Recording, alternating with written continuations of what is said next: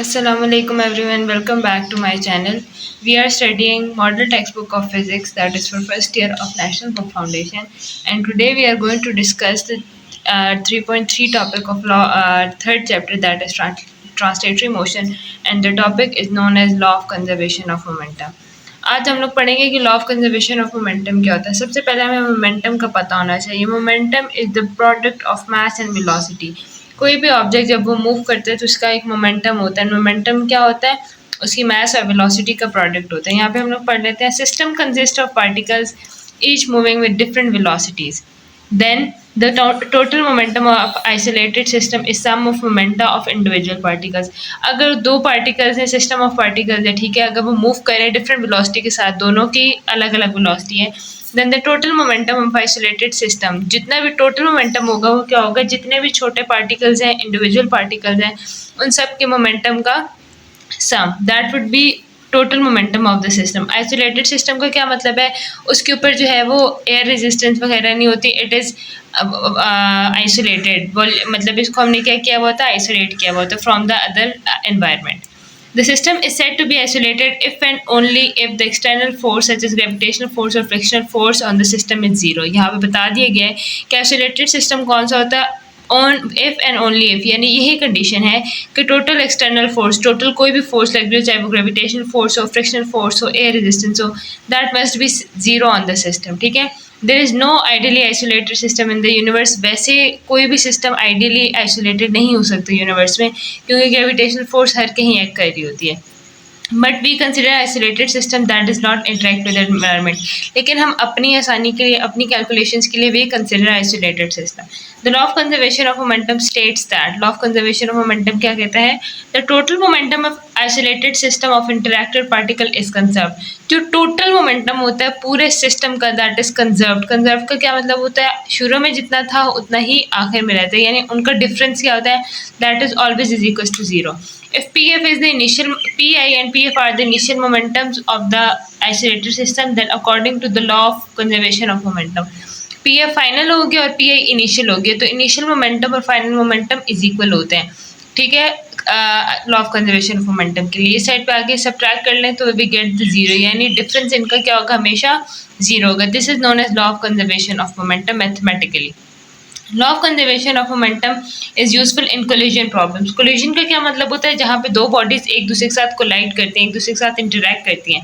When the collision occurs an isolated system due to internal forces.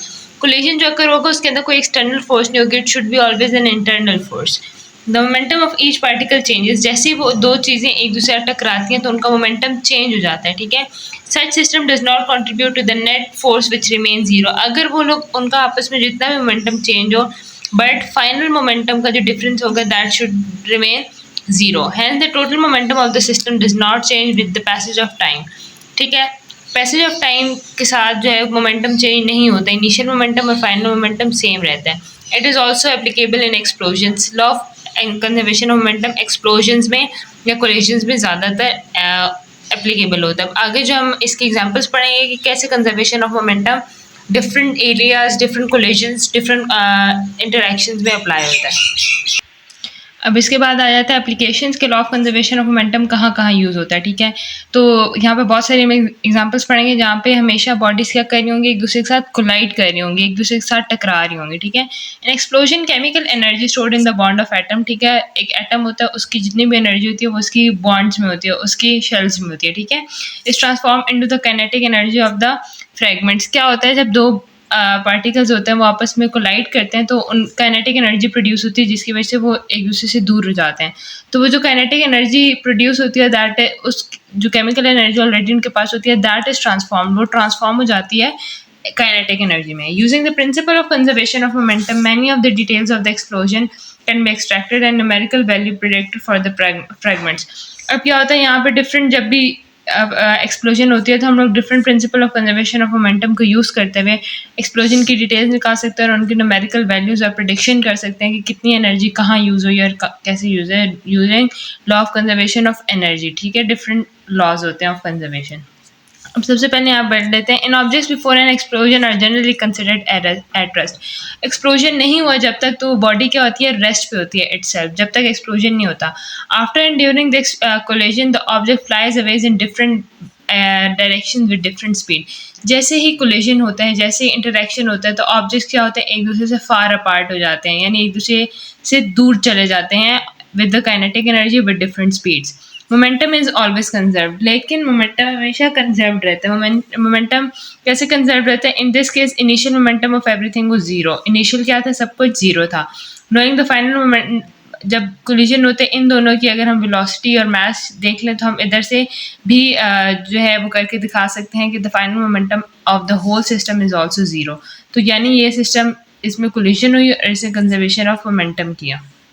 Consider explosion of bomb in two fragment identified A and B. जैसे यहाँ पे example बताई हुई है कि दो फ्रेगमेंट्स में वो हुआ है, क्या कहते हैं, एक्सप्लोड हुआ है, and in the fragment A and fragment B. The system is the bomb, ठीक है, सिस्टम क्या है, हमारा बॉम्ब है। Explosion of two fragments A and B, the initial momentum of system before the collision is zero. Before collision zero था और momentum must be conserved, हमेशा conserved रहना चाहिए आफ्टर कोलिजन। यानी फाइनल मोमेंट, इनिशियल तो था ही जीरो, फाइनल भी जीरो होना चाहिए। और फाइनल मोमेंटम जीरो करने के लिए क्या हो गया, the fragments must move in opposite direction with equal speed. वो उनको क्या करना चाहिए, ऑपोजिट डायरेक्शन में मूव करना चाहिए और एक जैसी स्पीड के साथ, ताकि उनका फाइनल मोमेंटम कंजर्व हो जाए। एक और एग्जांपल यहाँ पे हम लोग देख लेते हैं, that is explosion in cannons. ठीक है, कैनन्स के अंदर जब एक्सप्लोजन होती है, कैनन्स के अंदर पड़ी हुई होती है जो भी इसे कहते हैं बुलेट कह लें, जो भी होती है, ठीक है। Follow consider cannon with friction is down, और ये कैनन बॉल होती है, ये कैनन है और ये कैनन बॉल है, ठीक है। और सिस्टम आइसोलेटेड है, ये हमने याद रखना है, बाइक के फ्रिक्शन को हमने बिल्कुल इग्नोर करना है। इनिशियल मोमेंटम जो है वो जीरो होता है, ठीक है, क्योंकि कोई भी चीज़ मूव नहीं कर रही।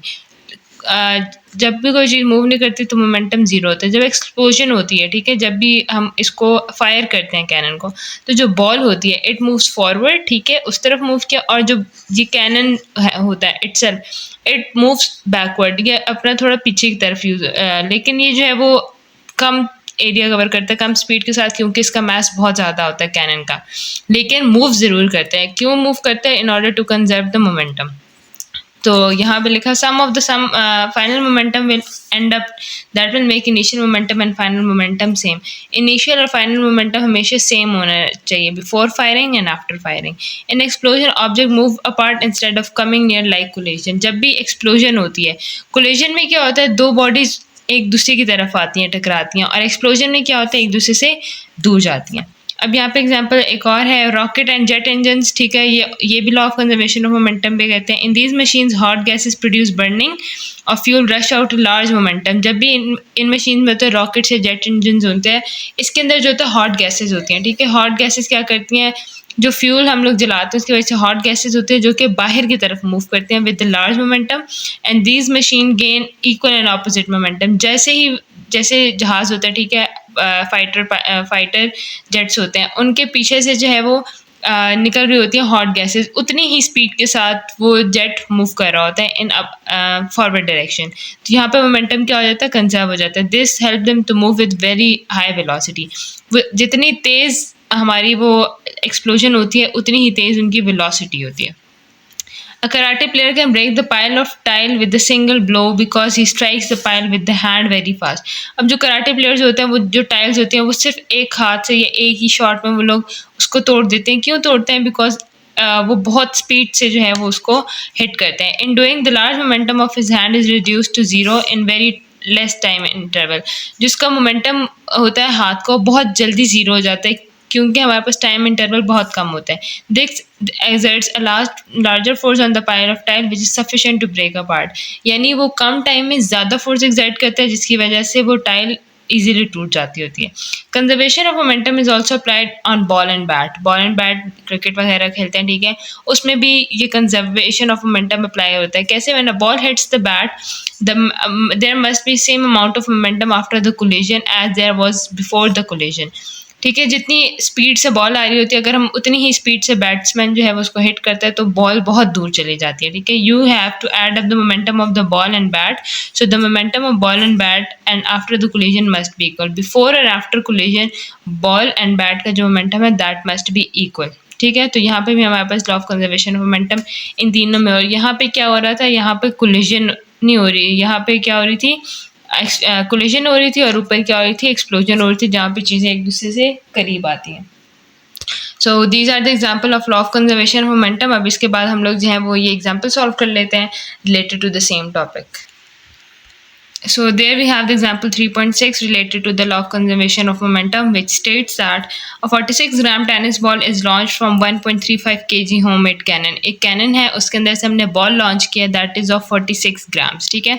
If the cannon recoils with the speed of 2.1 meter per second, अगर हम इसमें से जब हम इसमें से ball launch करते हैं तो cannon पीछे move करते हैं, ऊपर हमने एग्जाम्पल में पढ़ा, तो उसकी velocity उन्होंने बताई हुई, that is 2.1 meter per second. तो हमने क्या डिटर्मिन करना है कि स्पीड क्या थी टेनिस बॉल की व्हेन इट इज हिट. तो गिवन हमारे पास क्या है, मास ऑफ बॉल, ठीक है, mass of cannon, recoil speed of cannon, ठीक है, that was negative 2.1. Negative 2.1 recoil का क्या मतलब है, वो बैकवर्ड मूव किया, इसलिए हमने इसको नेगेटिव लेते हैं, ये हमेशा याद है. रिकॉयल की जो स्पीड होगी that is always taken as negative. And अब हमने जो मजल है, जो बॉल है, उसकी हमने स्पीड मेजर करनी है. Initially the ball and cannon दोनों जो हैं वो रेस्ट पे थे initially, so we take the initial momentum of both of them as 0. अब इनिशियल मोमेंटम हमने 0 लिया, ठीक है. After the explosion the total momentum of system must be 0. Explosion के बाद जो है वो सिस्टम का मोमेंटम 0 ही रहना चाहिए. Thus cannon of momentum will be equal to the ball forward. जितना ही बॉल आगे मूव करेगी और जितना कैनन पीछे मूव करेगा दैट शुड बी इक्वल. तो हम लिख सकते हैं mass of cannon into velocity of cannon plus mass of ball into velocity of ball is equal to 0. ठीक है. मैंने स्टार्ट में बताया था that momentum is the product of mass and velocity of an object. तो हमने सबसे पहले यहाँ पे जो गिवन डाटा उसमें से लिख लिया, और जो वेलोसिटी ऑफ कैनन है वो हमने नेगेटिव दी है क्योंकि इट वाज रिकॉयल वेलोसिटी. ठीक है. अब इस पूरी इक्वेशन को जो हम सॉल्व करेंगे, so we get the value of V B which was the velocity of the ball, जो कि हमें क्वेश्चन में बोला गया था फाइंड करने के लिए. So it's resultant it's 61.63 metre per second is the speed of ball with it will move forward. अब इसके असाइनमेंट नंबर 3.4 पे आ जाते हैं. Assignment number 3.4 is same. ठीक है. यहाँ पे क्या गिवन है, the bullet of mass 20 gram is fired from the gun. ठीक है. एक गन है, उसमें से बुलेट जो है, कितने मास है बुलेट का, 20 ग्राम. ठीक है. एंड मजल velocity of 100 metre per second, यानी वो बॉल की वेलोसिटी भी बताएगी कि वो किस वेलोसिटी से आगे मूव की है. Find the recoil of the gun if the mass is 5 kg. जब हमने रिकॉयल फाइंड करनी है, यानी बैकवर्ड उसकी फाइंड करनी है कि वो कितनी स्पीड से उसने रिकॉयल किया. So let's solve this assignment. So as given in the question, mass of ball हमें बुलेट गिवन है, velocity of the bullet, mass of gun और वेलोसिटी ऑफ द गन हमने फाइंड करनी है. ठीक है. तो हमें पता है इनिशियल मोमेंटम जो होता है दैट इज ऑलवेज 0. ठीक है. तो हम पी आई को ले लेंगे 0. अब पी एफ जो है, हमने law of conservation of momentum apply करें, so P F must P is equal to 0. इसका क्या मतलब है, जो मास ऑफ बुलेट है इनटू वेलोसिटी ऑफ बुलेट, ठीक है, प्लस मास ऑफ गन, और जो वेलोसिटी ऑफ गन है वो नेगेटिव है क्योंकि रिकॉयल है, that must be equals to 0. तो ये क्या हो जाएगा, M B V B minus M G V G is equals to 0. We have to find the value of V G. ठीक है. इसको यहीं पे रहने देंगे और this will become M B V B over M G. ठीक है. अब ये तीनों वैल्यूज़ हमें पता ही, हम लोग यहाँ पे पुट कर लेंगे, that is 0.02 kg into V B is 100 metre per second and 5 kg. तो वी जी की जो वैल्यू है वो हमारे पास बन जाएगी 2 kg metre per second over 5. ठीक है. और ये बन जाएगी वी जी की हमारे पास जो रिजल्टेंट वैल्यू है that will become 0.4 metre per second. ये हमारे पास रिकॉयल की वेलोसिटी है जो कि हमें पूछी गई थी इस क्वेश्चन में. We have to find the recoil velocity of the gun. So that's it for today's video. Or if you like the video, like, share and subscribe, and see you in the next lecture.